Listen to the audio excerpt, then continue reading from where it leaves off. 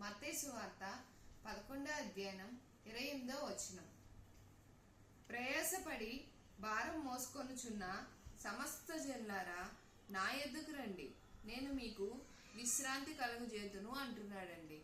అదేంటి అంటే, భారం మోసుకొనుచున్న సమస్త జనులారా, మనం ఎటువంటి పనులు నిమిత్తంలో, అదేవిధంగా అవి ఎలా జరగాలి, ఎలా జరిగించాలి అనే ఆలోచనలో కూడా మనం తెలియకుండా భారం మోస్తూ ఉంటామండి.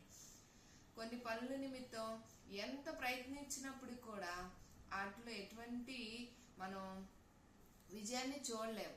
ఎంత ప్రయత్నించినా సరే అసలు ఏంటి ఇది, ఎంత చేస్తున్నానని ఒక భారాన్ని కలిగి ఉంటాం. అదే నేను ఇంత ప్రయత్నిస్తున్నాను కదా ఎందుకు అని చెప్పి ఆ విధంగా మనం ఏదైనా సరే భారం మోసుకొని చున్నాము అంటే, ఇప్పుడు చూడండి, పిల్లలు స్కూల్కి వెళ్తున్నప్పుడు వాళ్ళ బ్యాగ్ చాలా బరువుగా ఉంటుంది. తల్లిదండ్రులు లేకపోతే పెద్దవారే అయినప్పటికీ వాళ్ళ బ్యాగ్ కనుక మనం తీసుకున్నట్లయితే వాళ్ళకి భలే హ్యాపీగా ఉంటారు కదా. బా అంత తేలిగ్గా ఉంది, భలే ఉందిలే అసలు అని చెప్పి చాలా హ్యాపీగా ఫీల్ అవుతారు కదా. అంటే ఏంటి, అక్కడ భారం తల్లిదండ్రులుగా పెద్దవారిగా తీసుకున్నప్పుడు పిల్లలు ఎంత సంతోషపడుతున్నారో. మరి ముఖ్యంగా మనం కూడా తోటివారం అయ్యండి, ఎవరన్నా హెవీ లగేజ్ మోస్తున్నప్పుడు కానీ, ఏదన్నా థింగ్స్ క్యారీ చేస్తున్నప్పుడు, వాళ్ళు ఎక్కువగా మోస్తున్నప్పుడు మనం గబుక్కున అందుకుంటాం చూసారా.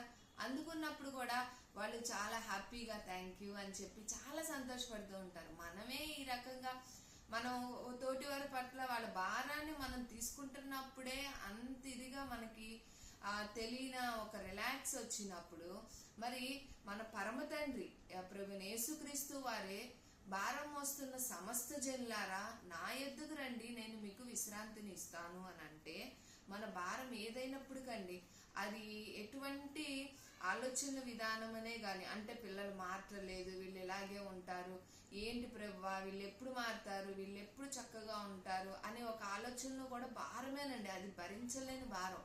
మళ్ళీ పైగా మనం చేసే కొన్ని ప్రయత్నాల్లో కూడా అసలు ఎంత ప్రయత్నించినప్పుడు కూడా అవ్వకుండా ఉంటుంది చూసారా, అది కూడా ఒక రకమైన భారంగా కలిగి ఉంటాం. అబ్బా ఇదైతేనే కదా నాకు, లేదంటే ఎలాగ, అసలు ఇప్పుడు నేను ఏం చెయ్యాలి అనే ఒక ఆలోచనలో ఉండిపోతాను చూసారా. అది కూడా భారాన్ని కలిగి ఉంటాం. కాబట్టి దేవుడు ప్రతిదీ సమస్తం యామత్తు, అందుకే ప్రయాసపడి భారం మోసుకొనుచున్న సమస్త జనులారా, అంటే వాళ్ళు వీళ్ళని కాదండి, అందరము కూడా ఆయన పైన భారం మోపాలని దేవుడు ఆశపడుతున్నాడు. పాత నిబంధనలో కూడా నీ పనుల భారం యెహోవా మీద మోపుము అన్నాడు కదండి, సామెతల గ్రంథం 16వ అధ్యాయం 3వ వచనంలో.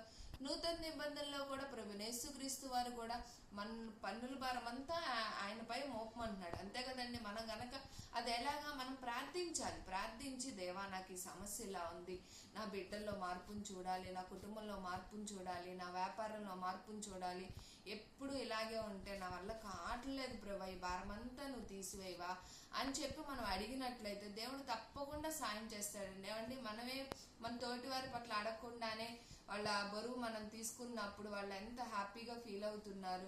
అదేవిధంగా మన పరమ తండ్రి మనం గనక దేవా నాకు సాయం చేయి దేవా, నా భారమంతా నీపై మోపుచున్నానని గనక మనం ఒక్క మాట అడిగినట్లయితే దేవుడు అన్ని విషయాల్లో కూడా మనకు సహాయం చేయాలని, ఈ వాగ్దానం ద్వారా మరింతగా మనల్ని బలపరచాలని దేవుడు కోరుతున్నాడండి. ప్రతి ఒక్కరం కూడా మనకి ఎటువంటి ఆలోచనలైనా సరే, ఎటువంటి సమస్యలైనా సరే, ఎటువంటి మార్పులు కూడా, అంటే కుటుంబంలో మనం మాట్లాడుకొని ఉన్నాం కదా, పిల్లల్లో మార్పులు కానీ, కుటుంబంలో మార్పులు కానీ, అన్ని విషయాల్లో మార్పులు కూడా మనం చూడాలి అనుకుంటే మన భారం ఆయనపై మోపి మనం గనక దేవుణ్ణి గనక అడిగినట్లయితే అన్ని విషయాల్లో కూడా, సమస్త విషయాల్లో కూడా మనకి సహాయం దయచేయాలని ఆశపడుతున్నాడు. కాబట్టి ఈ వాక్యానుసారంగా మనందరం ఆయనపై మన భారమంతా మోపే వారముగా, ఆయన దీవెనలు పొందుకునే వారముగా ఉందుముగాక. ఆమెన్. God bless you.